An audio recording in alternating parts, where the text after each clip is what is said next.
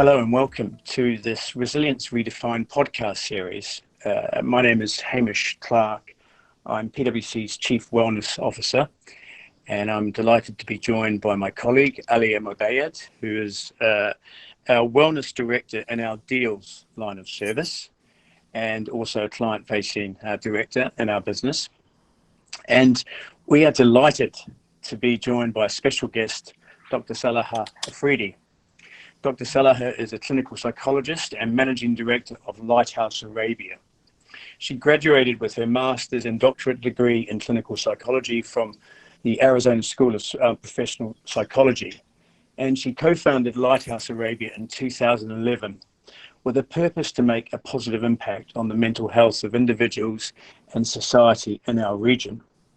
And Dr. Salaha has been a great friend to our firm and helped us in the build of our Sunshine Digital Wellbeing app, and leads a lot of our mental health first aider training support, our grief and trauma, and other counselling to our people. And we're delighted to have you on, Dr. Salaha. It is really a pleasure to be here with you guys today. Thank you for having me. Super. Let's just dive right in. And Alia, you join me in some of the conversation, please. The topic for today is on self-awareness. And I think it's always important to frame the issues that we're discussing so our listeners have a good clarity on the importance and definition of it. So as an opener, Dr. Salaha, how would you describe and define self-awareness? So self-awareness is having knowledge and insight about one's own behaviors, our thoughts, our emotions, our values, our likes, our dislikes, our strengths, our weaknesses, but also things like our passion, our aspirations, our goals, things like our triggers or relational patterns. They would all fall under self-awareness. So how do I know why I do the things I do? What happens when? This is all part of self-awareness. Wow, that's actually, you've just sort of blown me away a bit by just the diversity and elements to that in terms of the triggers, the emotions, the passions. These are all real life things that go on in our mind, aren't they? 100%. And so often, there was research done that so often people think that they are self-aware because I think more people than not believe that they are, but only really 10 to 15% of people are actually aware of some of these things about themselves. They have created constructs in their minds, constructs about how they should be, how they could be, but not actually truly how they are. And that's probably because it's a very triggering thing to know the truth about oneself.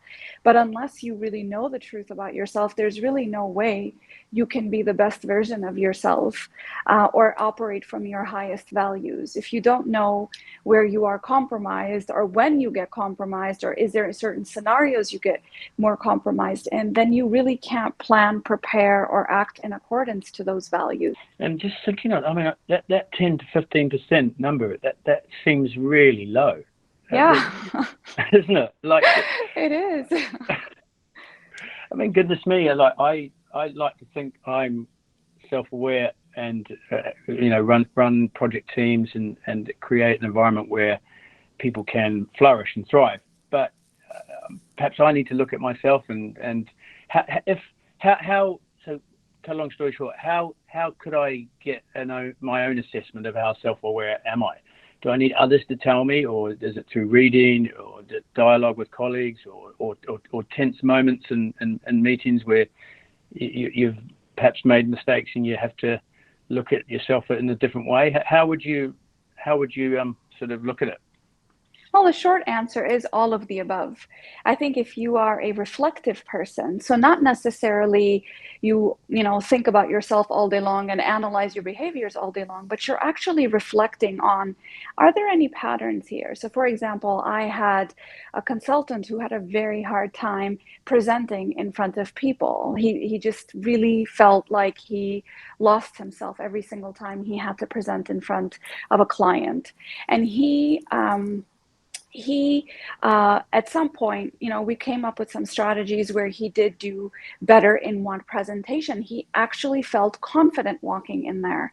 And so instead of saying, oh my God, I'm such a great public speaker, or no, I no longer have this fear, I had to take a step back with him and say, listen, you just did something. Let's track it down. What did you do in order for you to gain that sense of confidence? How did you manage your anxiety when it showed up when you actually stood up in front of the client? So we literally deconstructed that event and pulled out some themes. And then the next time he presented, we pulled out some themes. And then the next time we presented, we pulled out the things that worked, that didn't work. And eventually he found a model where this is how I will be before I go up in front of public speaking. This is what triggers me. Avoid caffeine 3 hours before. Like, it was really deconstructing that. So yes, looking at your patterns, what gets in the way, what works for you, that is a very important part. But most people don't know how to do that bit right. Most people will say, oh, why did I not do well? And I'm so ashamed that I didn't do well, rather than saying, okay, what happened where I actually didn't perform? Because I do have some data points that say that I can't perform when there have been times where I've been able to perform. So doing that introspection or reflection in a constructive way is an important part. But there's also things like asking for feedback from people that will be constructive. Now, if you go up to them and say, hey, listen, can you give me some feedback? They're probably not going to give you the feedback, because most people just would rather not say anything harsh to you, especially the more senior you go. Doing 360 reviews, and when I say 360, including your kids and your partners and your family members as part of that feedback, is going to be an important part of you getting valid and helpful feedback. I also have people that actually do insight-oriented therapy. So they don't have a diagnosis of depression or anxiety or any issues in particular, but they actually come in and they say, I want to do, and it's also referred to as analysis if you're seeing a psychotherapist, but they do insight-oriented work where I want to understand why did I react that way when I met this person, but I didn't react that way when I met that person. So insight-oriented work, daily check-ins with yourself, what worked, what didn't, journaling, which slows down the thoughts. It helps you put things down on paper where you can actually see it and manipulate it in front of you.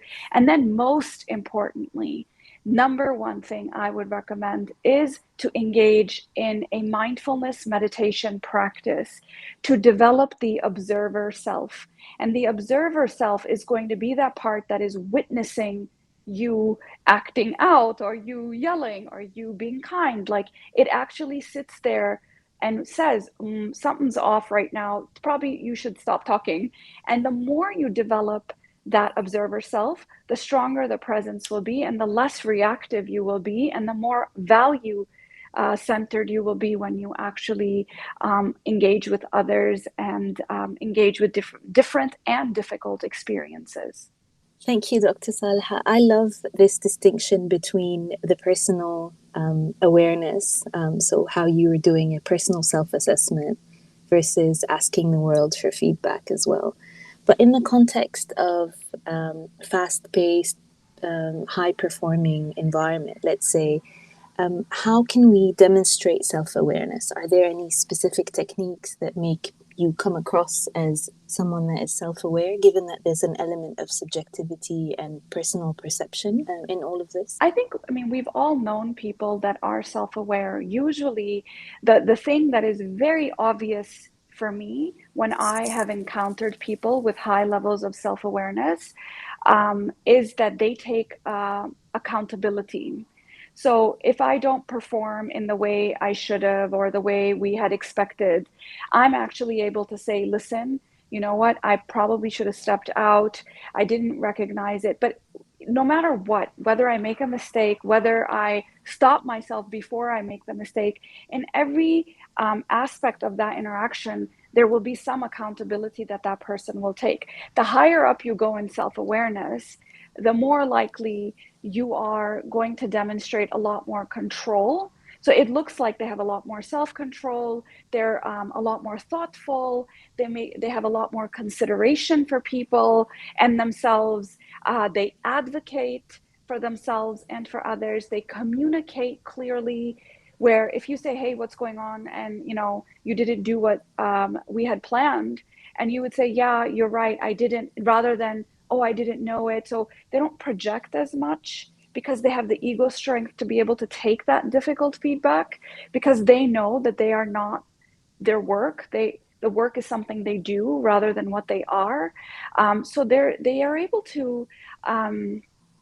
they're able to accept all the parts of themselves, the good, the not so good, and the really not so good parts of themselves. And that shows as this kind of calm and thoughtful and considerate person, rather than this reactive, combative, aggressive, or passive aggressive or deflective kind of person. And you have known people like that in your life. People, I mean, generally speaking, all the research supports that people who have high levels of self-awareness are authentic, they're genuine, they create a sense of psychological safety around people, they are confident, truly like an innate confidence. So I can come and say to you, I get nervous before public speaking, because I don't think that that's a bad thing. I don't have to put up a front or a persona. Typically, people who have higher levels of self-awareness have stronger relationships. They're better team members. They're more effective. They're happier generally. So that's kind of how you would be able to see it if you are around someone who has higher levels of self-awareness. Amazing. And I guess just on the other side of this, then, it sounds like someone that has high levels of self-awareness is a person that has achieved growth, is someone that's mature, and like you said, they are they are in line with everything that they like about themselves or don't like about themselves. But what about people who are not self-aware? Then how can we deal with them without having to have a heads-on sort of discussion? So I actually want to be clear about this. This is not a binary. Either you're self-aware or you're not self-aware. This is it's like a gradient. There's levels of self-awareness. So all of us have some level of self-awareness. People with high levels of self-awareness are able to know themselves, their emotions, how they work, how they don't, etc. But also the impact they have on people. So that's, as part of emotional intelligence, they talk about interpersonal and intrapersonal. So you just because someone has great levels of insight about their thoughts, feelings, behaviors, doesn't mean that they actually know the impact they have on other people. So I just want to make sure that we're clear that people can have different levels of self-awareness, and not just you're either self-aware or you're not. Now, working with people that have lower levels of self-awareness, you're going to find these types of individuals a lot more defensive. They are probably, if they're getting feedback, they're going to shut down more. They're going to be defensive. They're going to be deflective. They're going to be blaming other people. They're going to maybe just not be able to integrate or absorb any of the stuff that you're actually telling them, because so much of their shame might actually be being triggered, that I'm not good enough, I'm not capable, everybody knows that I'm just faking it here. Like all of these scripts that we have, the more self-aware we are differentiated from our scripts. We know that that's just a ticker tape in my head rather than actually the truth. We're aware of some of these distortions in our cognitions, such as black and white thinking or selective hearing, like these types of things that we do. We're aware of that, okay, right now you're being overly critical, just step back, go for a walk, get yourself grounded and then come back to this. Like a self-aware person will be able to manage that And those kinds of people, you'll see that their growth is actually a lot faster because they're integrating the feedback that they're getting from every life experience, not just from projects, but from team meetings and from life experiences, from what they hear from their friend. They're able to take that on and not move towards either people pleasing or shutting people out, because that's usually the reaction people have when they get difficult feedback from people. And Dr. Saliha, do you see that there's a link between a person's environment, let's say, or culture, and their perception or self-awareness? So let's say people in the Middle East, is there a pattern versus Europe or in other places around the world? I haven't seen a pattern. I would say that is, I think, that I would say this is definitely something I see in the Middle East. I think some of the hierarchies are at play more in the Middle East simply because there are some people here that are part of collectivistic cultures and they grew up in such hierarchies. But, in a place like Dubai, people are from everywhere. And so it's quite a salad bowl of people with all their diversity present in the room. But I would say that there are some universal things that I have seen, whether I work with someone from India or whether I work with someone from France or whether I work with someone from Australia. Like, you will see that there are themes, and the theme is that it is very difficult to take an honest look at yourself. It's not an easy task for people because there is so much shame associated with owning up to the parts of ourselves that we have split off from, because that was in our upbringing. In places like that are high performing cultures, they are so identified with their achievements that when you question their achievement, that feels like you're questioning their being. And that's one thing that I've noticed in these high achievement places, that the shame when they get feedback, or the shame when they don't perform up to their expectations, or the perfectionism that they are not aware of, really dictates a lot of their experience, which is, again, it's like a filter in front of your eyes where you don't actually see the truth of who you are. You don't actually see your true capabilities, because these filters of perfectionism or shame or blame or anger, all of these things actually are blinding you to actually being able to see your truth. That's absolutely right, because we're trying to encourage, Dr. Salaha, that everyone, not just the leaders and partners and directors in the business, but that everyone can be vulnerable, can be always honest, reflective. We have a very high expectation on our people and our brand to deliver trust and solve complex problems. That's our purpose. So sometimes that weighs heavy on us because of the demanding situations we're supporting our clients with, and that brings pressure. But when there's pressure, you can get something beautiful out of that if you have these elements that you're talking on. And it's sort of a good segue into the importance of self-awareness in a business context, isn't it? Yeah, I think it's across the board in the business context, in the personal context. I don't even know how I would even differentiate how you would be in a business context versus how you would be in a personal context. Relationships are relationships are relationships, no matter where you are.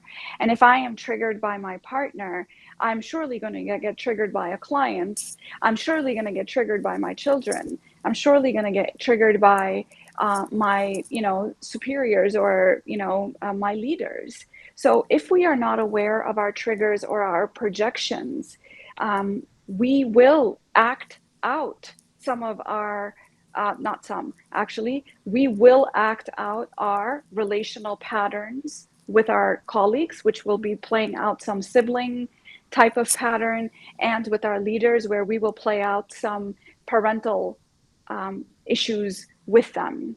And so in order for us to actually create psychological safety within our teams, within our workspace, In order for us to even serve our clients in the right way, in the best way, and in the way that they want, we need to know, where do I begin and where does he, end? And I'm different from him. And when I come to feedback with a sense of curiosity rather than defensiveness, only then can we serve our clients in the best of way, or serve our team members in the best of way. But if you don't have a strong sense of self, then that becomes really difficult to do. Because if you tell me that, listen, you led a meeting today and I really, like, you were really off today, and I don't know, is something going on with you? If I don't have good self-awareness or a healthy level of self-awareness, I'm going to say, no, I was actually fine. Actually, maybe you need to go check yourself, because I was totally fine.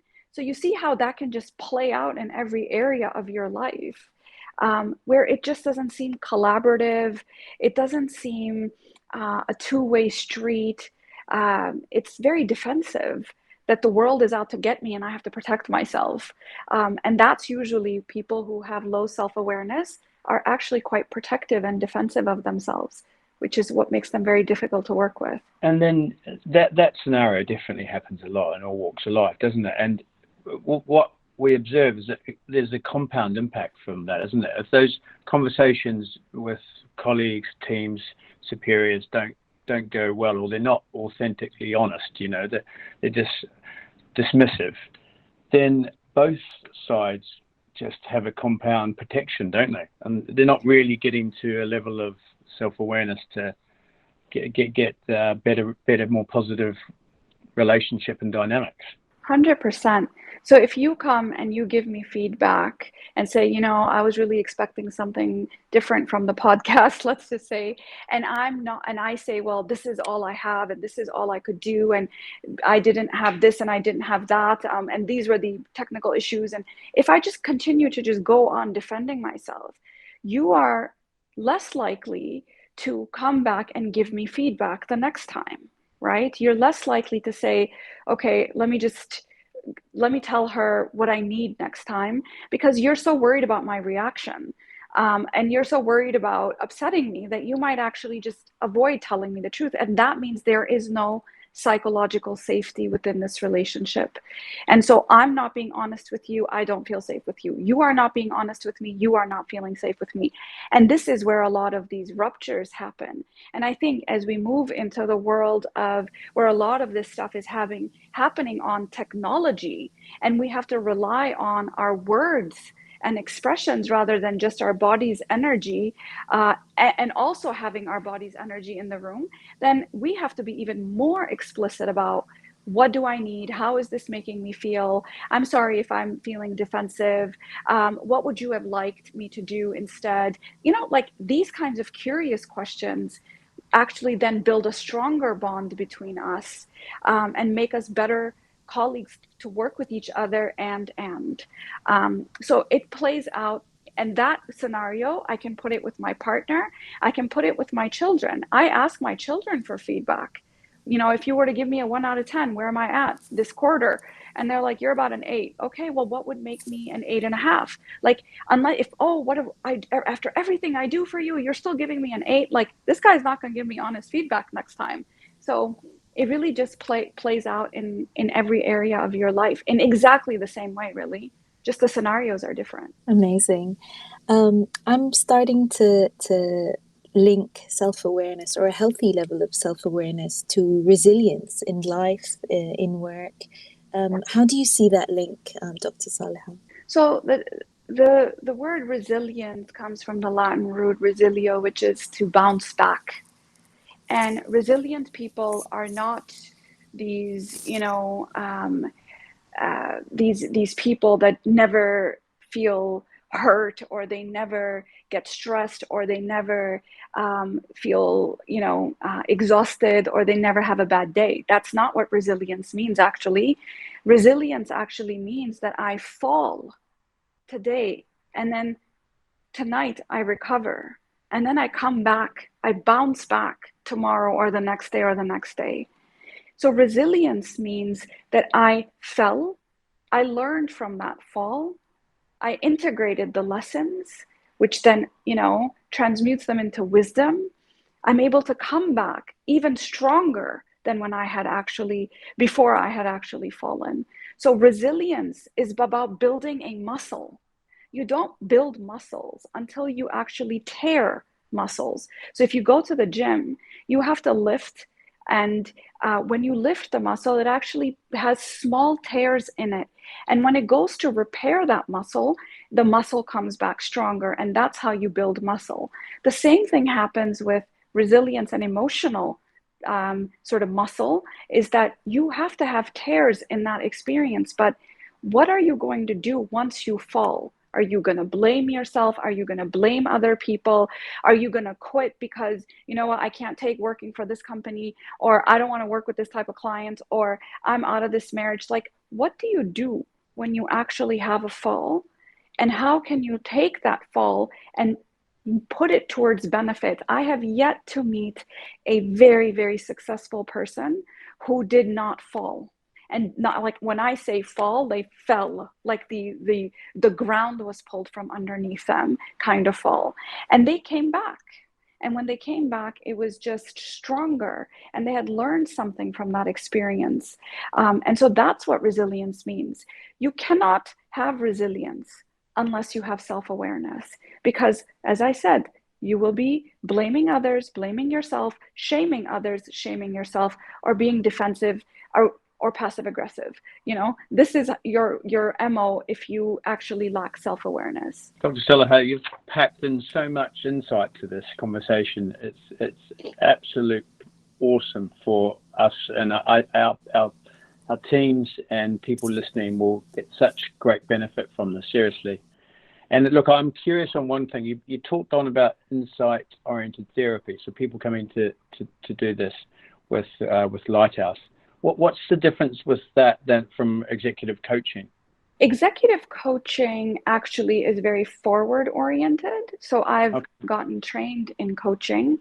And so you come to me with a problem and we work on solutions and we move forward. What I have found is that that's not very transformative. So it might work for 6 months, it might work for a year, but then you might find yourself back in repeat patterns, because our patterns are like our default systems.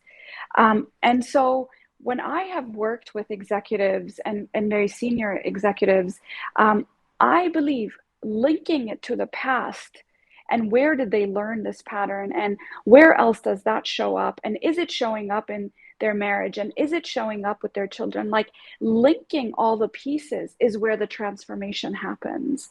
I don't actually find it very transformative to just focus on goals and actions and moving forward without this past part in play. Yeah. For that, you need to understand the psyche, the psychology of a person. You need to be able to contain, because a lot of our patterns, Hamish, are actually informed by little t traumas as well as big T traumas. And, a little t trauma could be that, my mom gave away my doll when I was 5 years old. And then my father moved away without really, we moved countries without really me even knowing where we were going, because I was 6 years old and they didn't think it was a good thing to tell a 6-year-old where we were going. Or then, my best friend moved when I was 12. Like, these are like, in the grand scheme of things, they're not very big deal, right? It's just a kid going through life.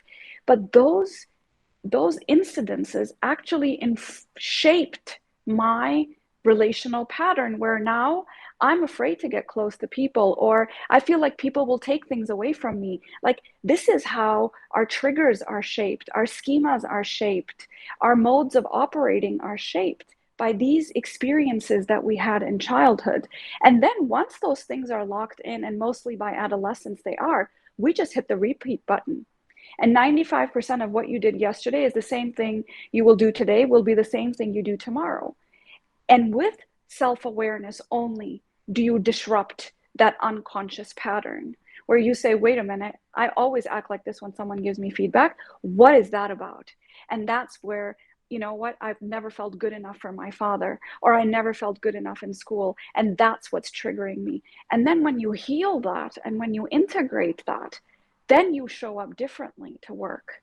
Then you are aware. And that's not to say that you won't be triggered. And anytime someone gets difficult feedback, it's hard. But does it derail you for the next week? No. It will be like, oh man, that was a tough feedback session, and I need to take a day off, or I need to just take some time to sort of process this, and then I come back. So that's what you do when you get difficult feedback, rather than saying, well, what does he know about me? He sits up on his wherever. Like, this is how most people handle difficult feedback. And that's why linking it to the past is such an important part of that transformation, which, a coach is not trained to do unless he's a psychologist, or he or she is a psychologist. Sort of mantra that people, when they receive hard feedback, that it's up to them what they filter and what they accept and what they don't, etc. But Yes. would a hallmark of a self-awareness person be that they actually filter less because they're far more open to this and can take harder feedback? Yes, for sure. So I think that's the right word you used, Hamish. It's filter. The more I know myself, the more clearly I see myself and others. And so when I'm getting feedback from you, I'm saying, okay, let me check. Was that my best work? Actually, I could have done better. Or, I did sleep a little bit off that morning. Maybe I should have rescheduled it. And I will own that. And then I will say, oh, well, you know what? Maybe we can record another session. You're right. I was a bit off. Like, I own it and I do something about it. So I'm seeing clearly the truth of the situation, rather than being super harsh on myself or super harsh on you. Another thing that works with filters is actually the less filters you have, the less defensive you will be, because you are able to see the experience of the other person. So when I ask my kids, what would you rate me? I have 4 kids. Each one will give me a different rating. Does that make me like an 8 out of 10 parent all across the board? Is it the median of all these scores? It doesn't matter really. For me, when I ask for feedback, I'm saying, what was your experience of this interaction? Or what was your experience of me? And I think the more self-aware you become, you realize that unless that person has high levels of self-awareness, what they share with you, even in feedback, unless it's objective data, is also just an experience. And that allows you to be a little bit more open that, okay, you know what, when someone says, gosh, you're like really loud, or you're really harsh. I know I'm not loud or harsh, but maybe my interface with such a person comes off that way. So I will be open to that feedback. And next time I go in front of such a person, I will calibrate myself to meet my voice, my tone, to meet that kind of, that type of person. So it's not that I'm being inauthentic. I'm just calibrating myself to my environment, because some people talk really loudly, other people talk very softly, some people are extroverted, other people are introverted. How they experience me will be very different. And then I match their energy, their experience. And so all those filters are removed, and there's no defensiveness. It's just you're a lot more adaptive as a person. I love that. That's very encouraging, isn't it? If we can get to this place. So everyone listening, this is how we get to the place. Now, yes. I'll bring in Alia to close in just 1 minute, but I've got some feedback for you, Dr. Salaha. Are you ready for this? Oh gosh, let me sit down. Yes. No, look, as I mentioned before we started the recording, like, we are just so touched with the partnership and the work that Lighthouse does. It's a real purpose-led societal benefit. And I think, because I'm a healthcare partner as well in my client-facing role, as well as the wellness, is that we need more of Lighthouse. So my feedback to you is that I think you need to be more ambitious, and you need to scale up your business. And so how do you respond when I give you this feedback? I take it on board. I will consider it. And I thank you for the gift of feedback, because only those people that actually care about you and about your development and about your growth are the ones that actually take the time to give you that feedback. So I really appreciate it, and I will consider it. Thank you. Super. Alia? Thank you, Hamish. Dr. Salha, this has been so insightful, and I can't tell you how many people I'm going to ask to please listen to this podcast and take this on board. We have an annual moderation session where we give feedback, we rate our people. And I think if we approach this with a lot more self-awareness, if we work on fostering self-awareness across the organization, we will grow as a firm and as a community as well.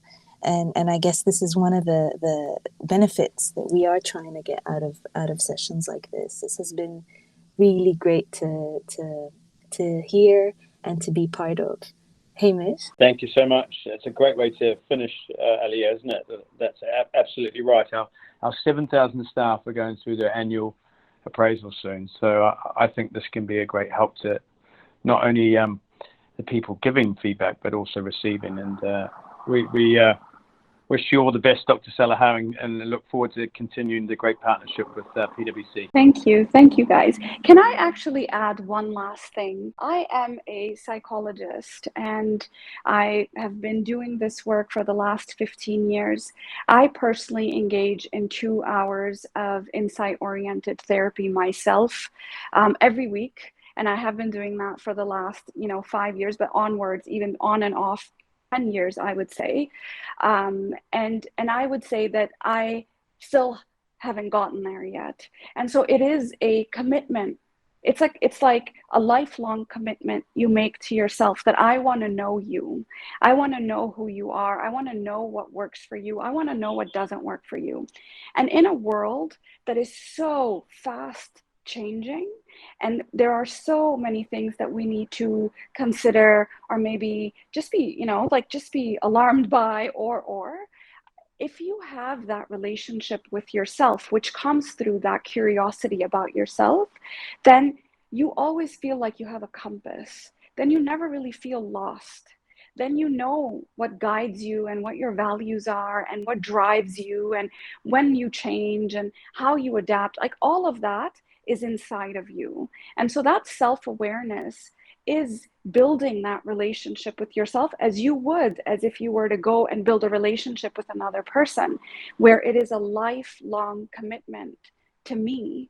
And when you do that, the self-love is there, the self-compassion is there, and then growth just becomes part of the process, and loneliness goes out the window, because no matter where I am, I've got me. And I'm actually quite entertaining by myself. And so the more you know yourself, the more you realize that it's like a treasure cave inside of you. So it really is worth the effort and the energy to do this work and to get to know yourself, so you can actually just be good in yourself, but also good for the world. Thank you, Dr. Saliha. This has been a pleasure. And thank you for all your insights. I'm sure everybody is going to love this podcast, and we look forward to having more sessions with you. Thank you, guys. Thanks for having me. Thanks so much, Dr. Salaha. And thank you, Alia. Brilliant.